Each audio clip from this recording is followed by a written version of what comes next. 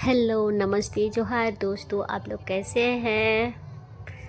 अच्छे होंगे। मैं भी अच्छी हूँ, मस्त हूँ, स्वस्थ हूँ। और देखो, मैं हरी भरी बाज़ार में पहुँच गई हूँ। मार्केट हमारा यहाँ पे पास में ही पड़ता है, तो आई हुई हूँ मार्केट। और ये देखो, पत्ता ढूंढ रही हूँ संक्रांत पर्व के लिए, बहुड़ी के लिए।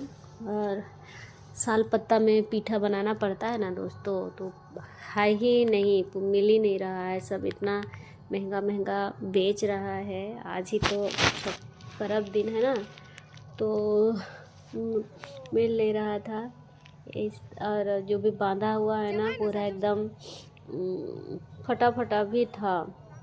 तो मैं ली हूँ, मैंने भी लिया है, लेकिन कम लिया।